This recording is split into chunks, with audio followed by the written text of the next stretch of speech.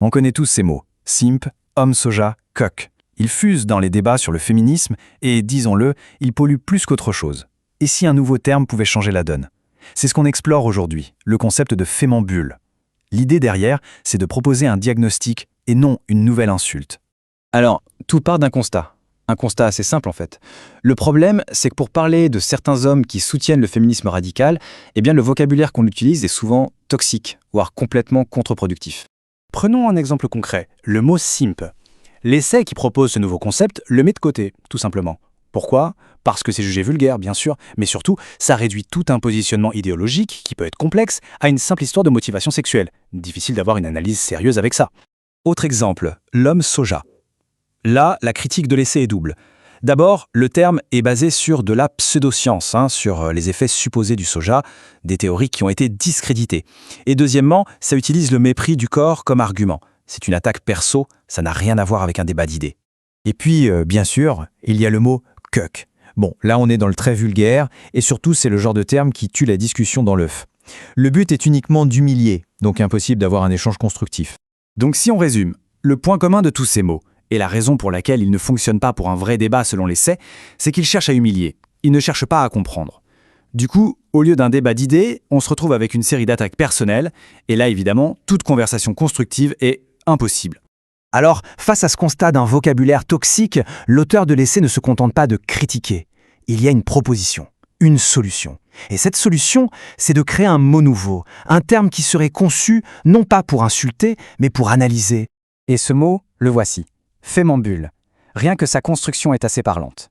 On a fait pour féministe, man, l'anglais pour homme, et bulle. Ça vient du latin ambulare, qui veut dire marcher.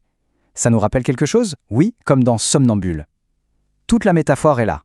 L'idée centrale, c'est donc celle-là, celle d'un somnambulisme idéologique. C'est l'image d'une personne qui avance, qui est guidée par une idéologie, mais qui le fait sans être vraiment consciente des conséquences de ses actions ou même des contradictions dans son propre discours.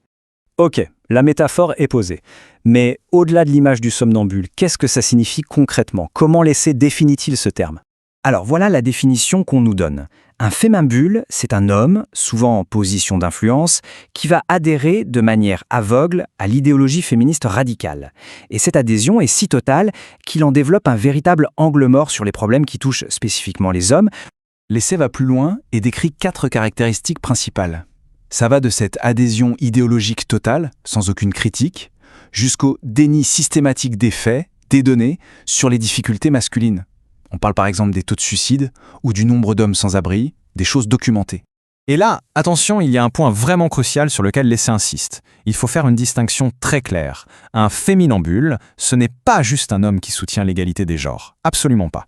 La vraie différence, le point de bascule, c'est ce déni, ce refus actif et systématique de voir les problèmes masculins.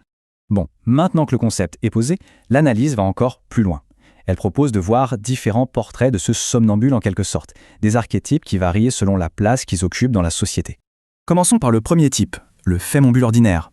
C'est un peu celui qu'on pourrait croiser tous les jours, sur les réseaux sociaux, dans son cercle d'amis. C'est celui qui va exprimer son adhésion de façon très publique et quotidienne. D'après l'essai, son rôle, sa fonction, c'est de normaliser ce discours, à un niveau local, dans la vie de tous les jours. Comment? Souvent en répétant des slogans, des phrases toutes faites, et en cherchant par là une forme d'approbation sociale. Après le fémambule ordinaire, on passe à un autre niveau. C'est le fémambule académique. Là, on parle de gens qui sont dans le monde des idées, des chercheurs, des universitaires, des intellectuels. Leur rôle, tel qu'il est décrit, c'est de donner un vernis scientifique, une légitimité intellectuelle à l'idéologie. Et pour ça, la méthode est souvent la même. On cite de manière sélective les études qui vont dans son sens, qui confirment le biais de départ.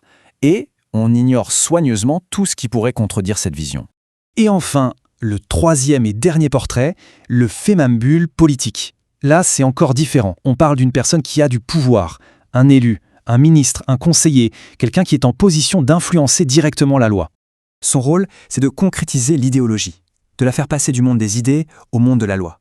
Il va donc traduire ses principes en politique publique, en loi concrète. Et c'est là, selon l'essai, que ça peut potentiellement mener à des mesures jugées discriminatoires, mais qui sont présentées au nom de l'égalité. Mais alors, qu'est-ce qui motive ce comportement?